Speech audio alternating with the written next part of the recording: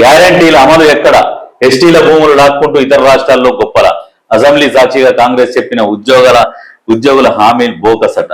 నిజంగా హరీష్ కు జర్రనన్నా ఏమన్నా ఉండాలి. మరి మీ 10 సంవత్సరాల కాలంలో గురించి మీరు ఒక్కసారి కూడా నెమరు వేసుకుంటలేరు. మీరు చెయ్యలేని వాళ్ళు, మీరు పీకలేని వాళ్ళు, మీరు ప్రశ్నించే హక్కు లేదు.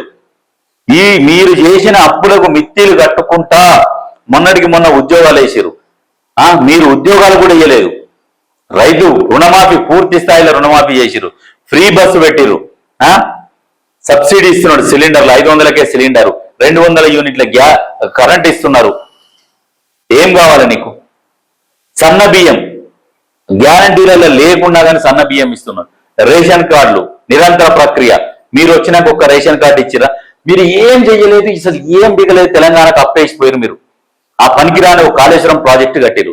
పనికిరాని కాళేశ్వరం కట్టించి దాని గురించి గొప్పలు చెప్పుకుంటూ పోయి లాస్ట్కి అది పనికి రాకుండానే పోయింది. మీరు చేసిన పని అది. పనివంతుడు పందిరేస్తారంటే కుక్కతో ఒక తలిగి కూలిపోయింది అన్నట్టు మీ అసలు చేతగాన దరిద్రులు, దోసుకునే దొంగలు మీరు పని చేస్తే అది ఉత్తగానే ఇచ్చకపోయా. ప్రతి దాంట్లో మింగుదాం అని చేస్తే నాసిరకం కట్టడం కట్టి కూలిపోయాయి. యువన్ సొమ్ము పోయింది, తెలంగాణ ప్రజల సొమ్ము పోయింది. దరిద్రులారా మీరు చేసిన పనికి మీరేం పోలే. మళ్ళీ అందుకెళ్ళి మీరు దోసుక తిన్నారు. ఇంకా మళ్ళీ సిగ్గు లేకుండా ప్రెస్ మీట్లు ఎట్ట పెట్ట బుద్ధి అవుతుంది? ఏ ముఖం పెట్టుకొని ప్రెస్ మీట్ పెట్టి మాట్లాడుతున్నారు మళ్ళీ మీరు? మల్లన్న సాగర్ పోతే మన చూపించరుగా చెప్పులు ఇడిచి చూపెట్టలే. నేరల బాధితులు, మల్లన్న సాగర్ బాధితులు, ఈ కొండగడ్డ దగ్గర యాక్సిడెంట్ అయితే కనీసం మందలిచ్చిన పాపాన లేదు.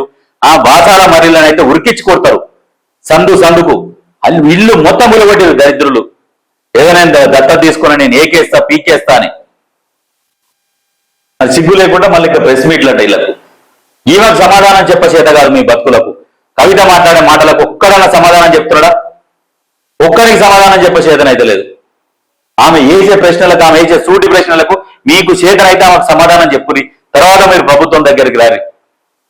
ఫస్ట్ మీ పార్టీలకి వెళ్ళి వచ్చినామనే కదా, మీ ఇంటి ఆడబిడ్డనే కదా ఆమెకు సమాధానం చెప్పురి. ఆమెను ఎందుకు వెళ్ళగొట్టిర్రు?